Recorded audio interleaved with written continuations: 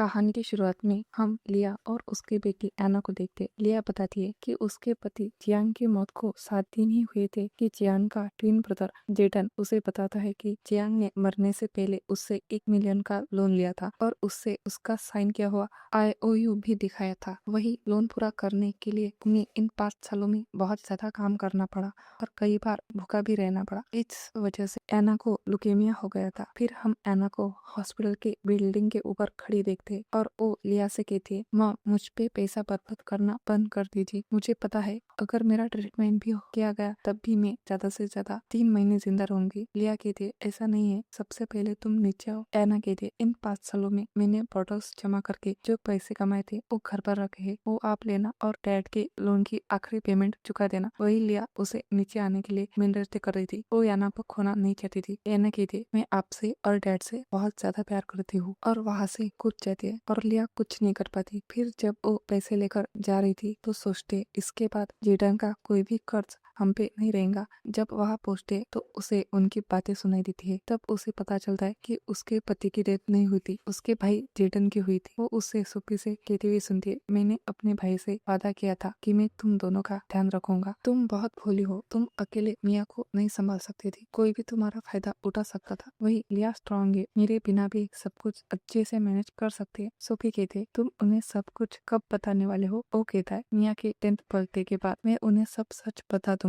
वही ये सब सुन लिया को शौक लगता है कि जियांग का लिया हुआ लोन फेलने के लिए उसने और उसकी बेटी ने क्या कुछ नहीं किया। उसे याद आता है कैसे उसकी बेटी किसी का फेंका हुआ खाना उठा के लाई थी और कहा था, मॉम एक खाना अभी भी अच्छा है, हम इसे खा सकते हैं। तब उसे बहुत बुरा लगा था। तो उसकी बेटी ने कहा था, हमें डैड का लिया हुआ लोन वापस करना ही होगा, वरना डैड को सब फ्रॉड समझेंगे, उनका नाम खराब होगा और मैं ऐसा नहीं चाहती। ये सब याद कर लिया को रोना आ रहा था। वो अपने आप से कहते, जिस लोन को मैं और मेरी बेटी इतनी मुश्किलों से भर रहे थे, और तो और मेरी बेटी की जान तक चली गई, बस सब तो एक झूठ था, वो भी उसके डैड ने बोला था ताकि वो सोफी और उसकी बेटी को सपोर्ट कर सके। ये सब सोचते हुए वो वहाँ से जा रही होती है। तभी जियांग बाहर आके कहता, तुम यहाँ क्या कर रही हो? वही मिया उसके हाथ में पैसे थे, वो ले लेती, पर उसमें कम पैसे थे। उसे फेंकते हुए कहते, इसमें तो अम्यूजमेंट पार्क जाने की टिकट भी नहीं आएंगी। फिर जियांग से कहते, डैड आपने मुझसे प्रॉमिस किया था कि आप मुझे अम्यूजमेंट पार्क लेकर जाएंगे। वो कहता है, हम कल जाएंगे। ये सब के लिया को याद आता है कि उसकी बेटी ने कैसे अपने बर्थडे पर विश मांगी थी कि वो उसके साथ पार्क घूमने जा सके। ये याद कर लिया मन में कहते, मेरी बेटी कभी वहाँ घूमने नहीं जा सकी और ये किसी और की बेटी को वहाँ घुमाने ले जा रहा है। वही जियांग मन में कहता है, अगर याना यहाँ होती तो वो भी बहुत खुश होती। ये सोच लिया से पूछता है कि याना कहाँ है? लिया कुछ जवाब देती है। उससे पहले ही सुपी वहाँ आके कहती है, सॉरी सिस्टर इन लॉ, लेकिन अभी हम जल्दी में हम। जियांग भी मन में कहता है, मिया का बर्थडे पार्टी के बाद मैं उनके साथ टाइम स्पेंड करूंगा। और सब खाना खाने के लिए जा रहे होते कि तभी लिया उनसे कहती है, मैंने जियांग का सारा कर्जा चुका दिया है। फिर उसे एक एड्रेस देते हुए कहती है, कल 10 बजे यहाँ आ जाना, मुझे तुम्हारे साथ कुछ इम्पोर्टेंट बात करनी है। फिर वहाँ से निकल जाते और अपने मन में कहती है, जियांग अब जब तुमने किसी और को चूज कर लिया है तो मैं तुम्हारी विश पूरी करूंगी, पर एना की डैड होने की वजह से मैं तुम्हें आखिरी मौका दे रही हूँ उसे देखने का। वही जियांग उस एड्रेस के बारे में कुछ सोच पाता उससे पहले ही मिया कहती है, डैड मुझे भूख लगी है, तो वो हाँ कर देता है। नेक्स्ट डे लिया बहुत ज्यादा दुखी होती है एना के बॉडी को देख। तभी वहाँ की एक स्टाफ उसके पास आके कहते, फ्यूनरल में बहुत ज्यादा देर हो चुकी है। लिया कहती, थोड़ी देर रुक जाइए, बस इसके डैड के आने तक। इधर वो तीनों पार्क में होते हैं। मिया को राइड्स में मस्ती करता देख जियांग सोचता है, जब ये सब कुछ खत्म हो जाएगा तो एना को भी यहाँ लेके आऊंगा,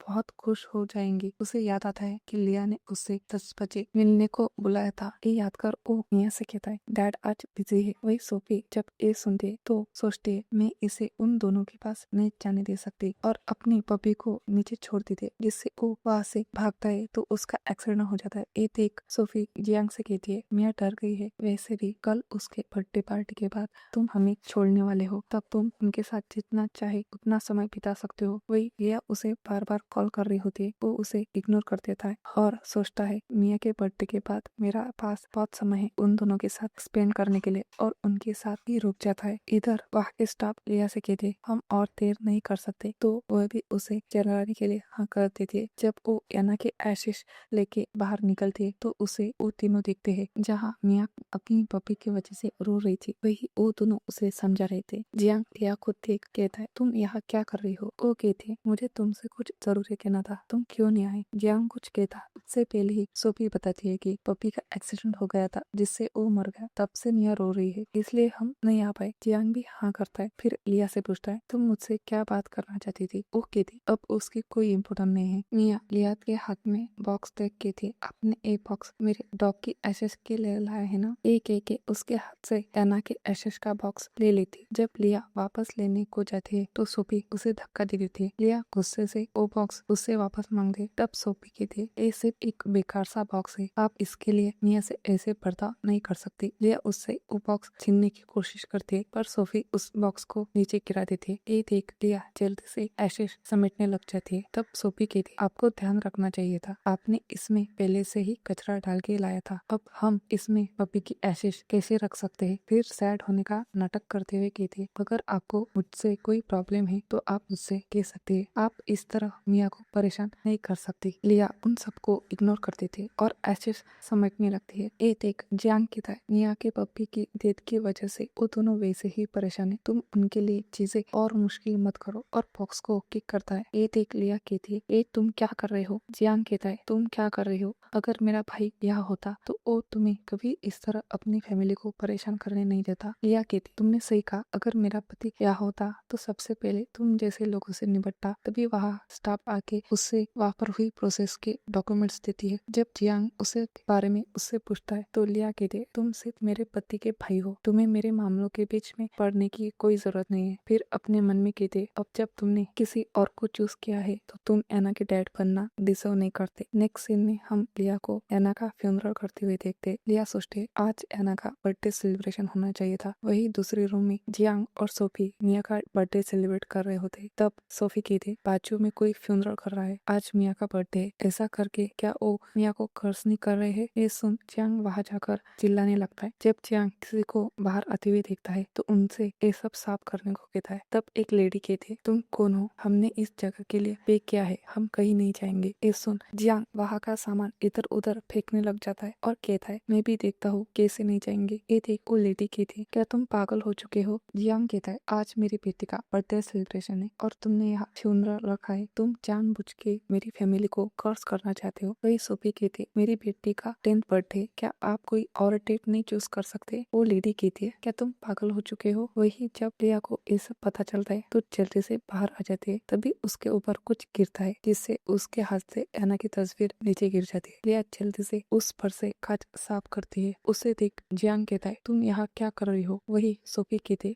आज के दिन आप ऐसा कुछ कैसे कर सकते, क्या आप मिया को कर्ज करना चाहती है। अगर मैंने कुछ किया है तो मैं आपसे माफी मांग सकती हूँ। ये सुन लिया कहती ठीक है अभी अपने घुटने टेको और मुझसे माफी मांगो। जियांग कहता है तुम इतनी निर्दयी कब से बन गई। लिया कहती है शुरुआत तुम लोगों ने की थी यहाँ आके तमाशा करने की और उन्हें धक्के मारते हुए वहाँ से जाने के लिए की थी। ये देख जियांग लिया को धक्का दे देता है और उसे सोफी से माफी मांगने को कहता है। जब लिया पूछती है कि मैं भला माफी क्यों मांगू तब जियांग कहता है पहले तो तुम लिया के बर्थडे सेलिब्रेशन के दिन ये सब कर रही हो और अब सोफी को धक्का भी मारा, क्या तुम्हें माफी नहीं मांगनी चाहिए। लिया कहती मैंने इस जगह के पैसे दिए हैं, मैं यहाँ जो चाहे वो कर सकती हूँ, को तुम लोग हो जो यहाँ परेशानी खड़ी कर रहे हो, माफी तुम्हें मांगनी चाहिए मुझे नहीं। जियांग कहता है अगर याना का बर्थडे सेलिब्रेशन होता और कोई ऐसा करता क्या तुम वो एक्सेप्ट करती। लिया कहती है तुम्हें एना का नाम लेने का कोई अधिकार नहीं, तुम जानना चाहते हो ना मैं यहाँ आज क्यों हूँ, तो ये है तुम्हारा जवाब। और उसे एना की फोटो दिखा देता है पर वो फोटो खराब हो चुकी होती है क्योंकि जब वो उस पर से कांच साफ कर रही थी तब उसकी उंगली को कट लग गया था जिससे खून आ रहा था